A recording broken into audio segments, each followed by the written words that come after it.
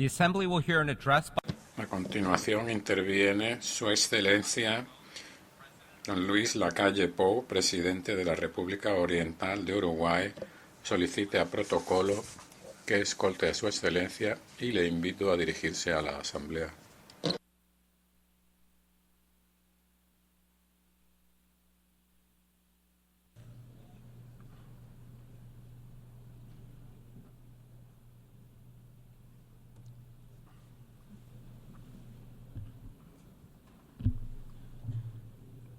Buenas tardes para todos, el saludo a la mesa, el saludo a los presentes, a las distintas delegaciones. Hoy es mi último discurso aquí como presidente en la Asamblea y quiero aprovechar para saludar a todos los funcionarios, a toda la organización y especialmente a la delegación uruguaya que ha trabajado en estos años en equipo ante las Naciones Unidas. Como última intervención he estado revisando mis anteriores discursos y en esos anteriores discursos hay un hilo conductor de la misma manera que está presente en mi concepción sobre la vida en sociedad interna en nuestro país y la de los estados cuando se relacionan entre sí. Este concepto es la libertad con responsabilidad, la libertad responsable. Y me atrevo a decir que la primera no existiría sin la presencia de la segunda. De hecho, la vida en sociedad trata del desarrollo del individuo y al mismo tiempo del bien común. Así lo ha enunciado nuestra Constitución desde la época de nuestra independencia y obviamente ha ido evolucionando con el cambio de las costumbres sociales. Es imposible entender a la humanidad sin entender las concesiones que los individuos hacen para el bien común. En el entendido que esencialmente somos seres sociales y esto termina satisfaciendo a cada uno de las personas, o por lo menos debería de poder hacerlo. Y esto es lo que me ha inspirado como presidente de mi país y el espíritu con el cual he venido a estas asambleas. Estoy convencido que la globalización se va a profundizar cada vez más y esta es una excelente oportunidad para entendernos más, para conocernos más y para aprovechar las sinergias del encuentro de distintas culturas. Eso va a ser posible siempre y cuando seamos tolerantes y respetuosos del país, de aquellos que piensan distinto. Al mismo tiempo, tenemos la obligación de profundizar el criterio de libertad y de justicia, sobre todo aquí, en el ámbito internacional. Y para que eso sea posible, todos debemos de hacer el esfuerzo en la medida de nuestras posibilidades. Esfuerzo o concesiones, por supuesto, que no signifiquen ni pérdida de libertad, ni pérdida de independencia, ni pérdida de soberanía. Al mismo tiempo son necesarios mecanismos justos, donde el derecho internacional se aplique a todos por igual, sin importar el tamaño del país y sin importar el poderío económico. Tenemos que colaborar en construir un derecho internacional creíble y sólido. Acuerdos, tratados, convenciones, documentos que se firmen y que no se cumplan solo colaboran en erosionar a este derecho tan frágil como es el derecho internacional. Por supuesto que ningún país ha sido obligado a participar ni a pertenecer de estos organismos. Lo que eso no significa que podamos ser, y lo somos, críticos en el funcionamiento en varios aspectos. Pero ¿cuál es la otra opción? ¿Es aislarse? ¿Se entiende en este mundo tan interconectado a alguien que busque aislarse? Bueno, ¿verdad que no? Entonces, gran parte de las libertades dentro de nuestros países y en el concierto internacional, así como garantizar la justicia, recae en gobernantes y recae en los líderes. Y en este mundo moderno donde los discursos generan acciones, un líder importante, un gobernante importante, con su sola palabra ya genera consecuencias positivas o negativas, ya sea en su país o en el concierto internacional. Y eso nos obliga a ser mucho más cuidadosos al momento de poder estimular la unidad y no la desunión interna ni entre las naciones.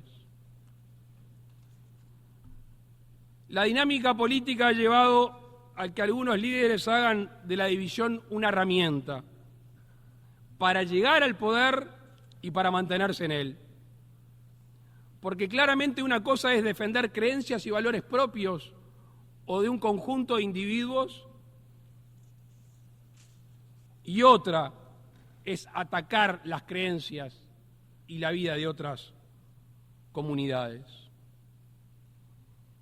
En algunos países, tanto la democracia formal, las elecciones, la constitución, las leyes, como la democracia material, que es la que viven a diariamente los ciudadanos, la práctica defectuosa de estas hacen que la libertad sea un bien escaso.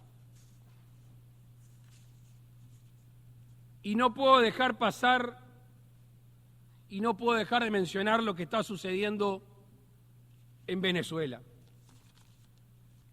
Entre otras cosas porque esto no es nuevo en nuestra postura. Por suerte siempre estuvimos lejos de ese régimen autoritario e intolerante, que ha atentado contra la libertad y ha atentado contra el bien común. Todos sabemos lo que viene pasando ya hace mucho tiempo en este país. Y muchos gobiernos y muchos líderes mundiales han mirado para el costado. Por falta de interés, algunos de ellos, o lamentablemente algunos, por interés. Yo creo que acá ya no se trata de presentar las actas de las elecciones, ni nada que se le parezca. Acá se trata de condenar el fraude, se trata de condenar el régimen y condenar no solo un proceso electoral viciado. Hay que hacerlo también con la persecución política, con la violación de los derechos humanos, con la prisión arbitraria. Sé que muchos gobernantes, jefes de gobierno, jefes de Estado, en este estrado han hablado al respecto. A mí me parece que ha llegado la hora de actuar. Ha llegado la hora de actuar por Venezuela, por los venezolanos. Y también, permítanme, que si la comunidad internacional es tolerante ante estas actitudes, solo resta esperar saber cuál va a ser el próximo país que va a verse sometido a lo que están sometidos los venezolanos. Otro punto que he mencionado en mis anteriores discursos es el relativo al medio ambiente y a la economía. Los que tenemos como vocación desde muy jóvenes el cuidado del medio ambiente, siempre vimos ese divorcio, esa separación entre la economía y el medio ambiente. Y desde la primera vez que me tocó venir a esta asamblea he escuchado reclamos de distintos jefes de Estado al respecto. Bueno, con satisfacción puedo decir que ha habido una evolución bastante rápida al respecto, donde ahora se juntan, se entrelazan la economía y el medio ambiente. Eso es una muy buena noticia para la humanidad. Las finanzas sostenibles. Nuestro país ha sido pionero en emitir instrumentos como bonos o acceder a préstamos, donde el cumplimiento de objetivos ambientales, del cuidado ambiental, está entrelazado en tener mayores o menores intereses según el rendimiento. Y esto tiene un efecto en cascada muy interesante, que es primero que ayuda a los estados a financiarse y a cuidar el medio ambiente.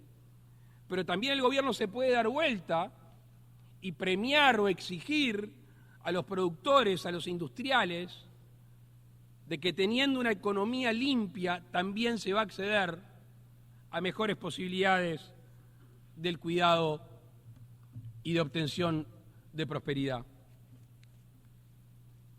Hace algunos minutos hablé del concepto de justicia en el derecho internacional, derecho que tiene un escaso poder coercitivo o con distinta aplicación según de quién se trata. Hay países contaminantes por excelencia y habemos países que estamos haciendo un enorme esfuerzo por revertir procesos y al mismo tiempo regenerar el ecosistema. Para que ese camino sea transitable a mediano y largo plazo, se deben cumplir tanto los objetivos internos de mejora de los procesos de cada país y al mismo tiempo asumir los compromisos económicos por parte de los países que lo han hecho. Más que asumirlos, cumplirlos. Porque la ausencia de ese cumplimiento lo único que trae aparejado es el desestímulo en el cuidado del ecosistema.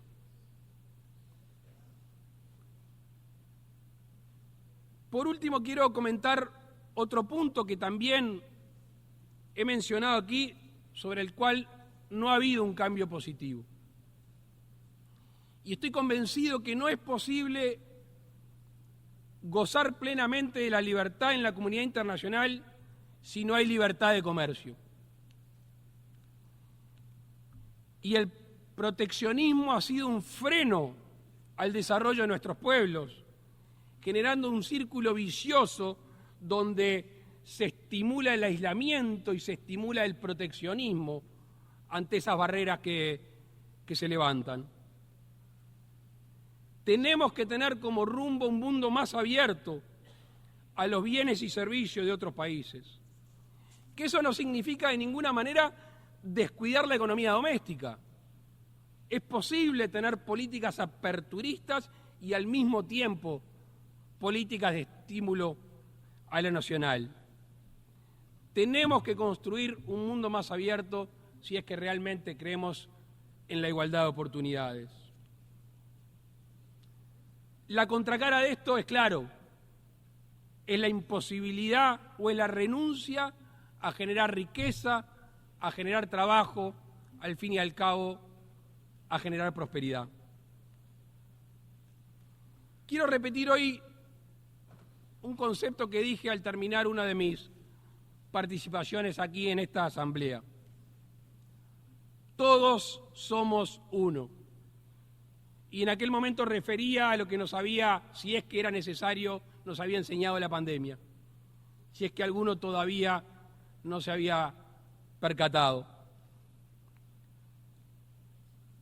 Con lo cual, además de ser una afirmación de sentido común, yo creo que a esta altura funciona o debería de funcionar como una guía cotidiana para el ejercicio del gobierno, tanto en lo interno como en la vinculación bilateral o multilateral. Créanme que estoy convencido que progresaríamos mucho más rápido y progresaríamos mucho más unidos. Muchas gracias.